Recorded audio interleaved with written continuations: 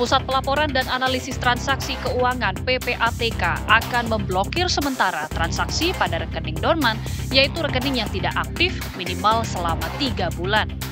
Langkah PPATK tersebut dilakukan karena banyak rekening dorman yang disalahgunakan, seperti hasil jual beli rekening atau digunakan untuk tindak pidana pencucian uang. Penghentian sementara terhadap rekening dorman yang tidak aktif dalam waktu tertentu itu ini sudah kita antisipasi sejak 5 tahun yang lalu. Nah, PPATK melihat tren ini terus meningkat ya, dan dari hasil analisis, hasil pemeriksaan yang dilakukan oleh PPATK itu ada 1 juta rekening yang di mana itu sebagian besar itu digunakan untuk tindak kejahatan, misalnya dalam hal menampung uang hasil kejahatan dari judi online, ya, korupsi, kemudian juga perdagangan narkoba dan lain-lain.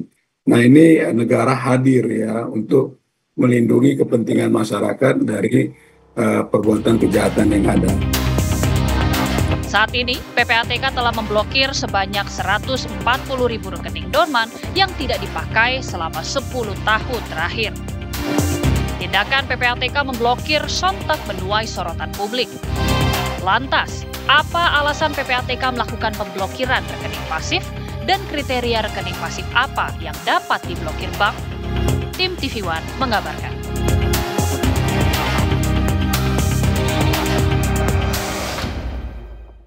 Ya, pemirsa, PPATK ini akan melakukan pemblokiran sementara terhadap rekening yang tidak aktif atau rekening dorman. 140.000 rekening ini sudah diblokir karena tidak aktif dalam kurun waktu 10 tahun terakhir. Lalu kira-kira pemirsa, apa yang menjadi alasan kuat dari PPATK mengambil langkah ini? Karena tentunya publik bertanya-tanya dan juga muncul respon di tengah masyarakat. Kita akan membahasnya malam hari ini bersama dengan sejumlah narasumber yang sudah bergabung di Apa Kabar Indonesia Malam. Ada Mas Arianto Harefa dari Bidang Pengaduan dan Hukum YLKI. Selamat malam Mas Ari. Ya, selamat malam Mbak. Sehat ya Mas ya? Alhamdulillah. Alhamdulillah. Terima kasih sudah hadir malam hari ini. Dan tentunya ini aktor utama kita malam hari ini Pak Natsir Konga, Koordinator Kelompok Substansi Humas PPATK. Selamat malam Pak Natsir. Selamat malam Mbak Ken, apa kabar? Sehat bahagia selalu kita semua. Amin, sehat selalu Pak Natsir. Tapi nampaknya juga Pak Natsir juga perlu memberikan penjelasan yang komprehensif nih Pak di tengah publik. Karena publik bertanya-tanya kenapa kemudian PPATK tiba-tiba mengambil langkah ini Pak, memblokir sementara rekening yang tidak aktif. Ya, itu kita lakukan tidak serta-merta ya Mbak Ken ya. Sejak 5 tahun yang lalu kita lihat tuh tren peningkatan rekening dorman itu terus meningkat, dan tren penyalahgunaan rekening dorman untuk tindak pidana kejahatan itu juga semakin tinggi. Dari situ negara hadir di mana diwakili oleh PPATK untuk melindungi hak-hak nasabah, hak-hak masyarakat, hak-hak dari saudara kita agar rekeningnya itu jangan dijadikan sebagai alat untuk transaksi kejahatan seperti itu. Nah, dari 1 juta rekening yang kita lakukan analisis, pemeriksaan, itu 150 diantaranya itu nomine, dan kemudian rekening tadi itu digunakan sebagai penampung judi online, penampung uang hasil jual beli narkoba, korupsi, dan lain-lain. Nah, ini rekening dorman ini harus kita lindungi ya, agar jangan disalahgunakan gitu ya, dipakai menjadi alat kejahatan. Itu esensi dari penghentian sementara yang dilakukan.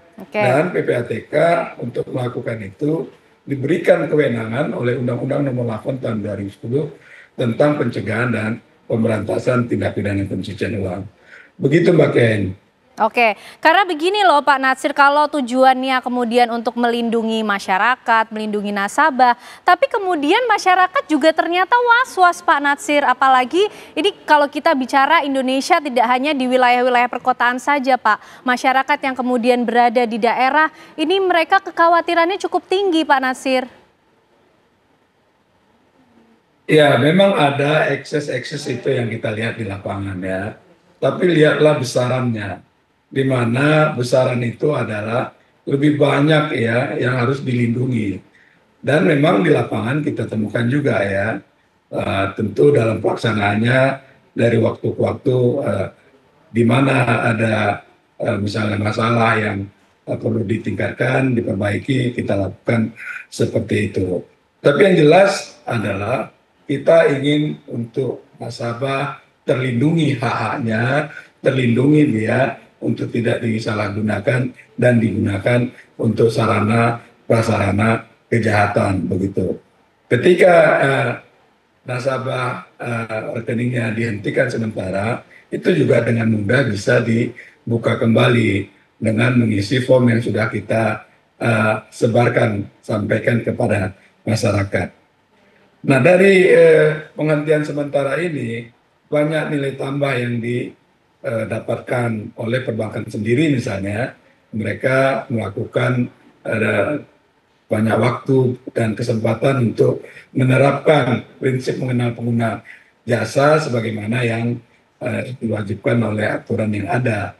Lalu kemudian juga nasabah, banyak nasabah itu diantaranya suami misalnya ya, dia meninggal tapi keluarganya nggak tahu kalau dia punya rekening. Dengan notifikasi yang diberikan oleh perbankan, maka keluarganya tahu, oh ternyata suami saya punya rekening di sini dan saldonya banyak, rata-rata itu kita lihat juga cukup begitu, cukup besar begitu Mbak Ken. Oke, Pak Natsir, masih cukup banyak nih pertanyaan dari publik Pak tentunya mengenai langkah PPATK ini. Tapi Mas Ari dari YLKI sudah juga mengcapture mengenai bagaimana ragam respon dari publik terhadap langkah PPATK ini, Mas Ari. Ya, yang pertama dulu bahwa sebenarnya dari bulan-bulan kemarin ya ada isu terkait pemblokiran rekening konsumen ya dalam hal ini. Tapi konsumen sekarang ini mempertanyakan alasan yang masuk akal dan logika terkait pemblokiran. Tadi Bapak dari PPATK mungkin menyampaikan bahwa untuk perlindungan. Ya, untuk perlindungan konsumen terkait ada dugaan tindak pidana ya, misalnya pencucian uang. Tapi yang perlu juga kami sampaikan di sini, kami sebagai perwakilan lembaga perlindungan konsumen bahwa konsumen itu punya hak untuk mendapatkan informasi yang benar dan jujur.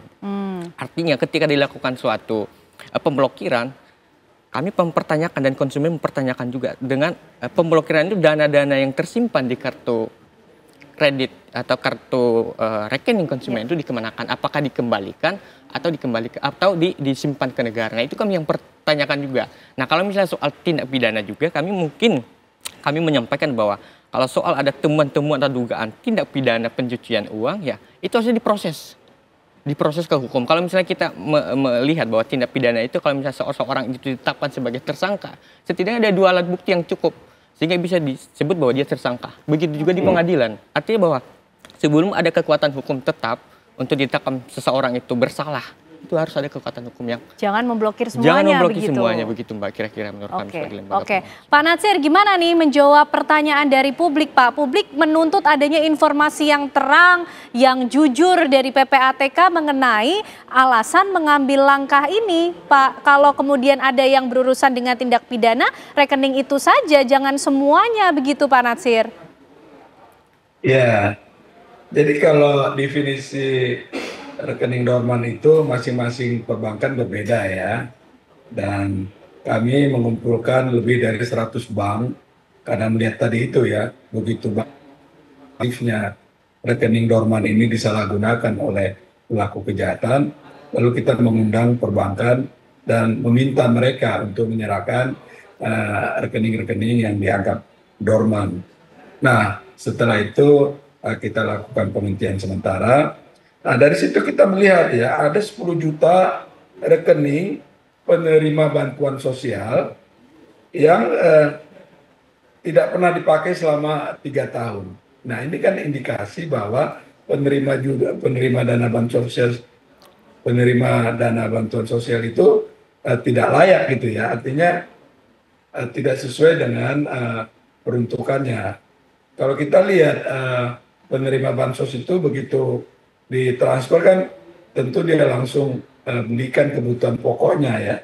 Tapi ini sampai 3 tahun tuh uang dana bansos tadi mengendap di rekeningnya. Nah, ini indikasi kan bahwa orang itu bukan yang berhak gitu, karena dia tidak butuh uang kelihatan dari indikasi yang ada.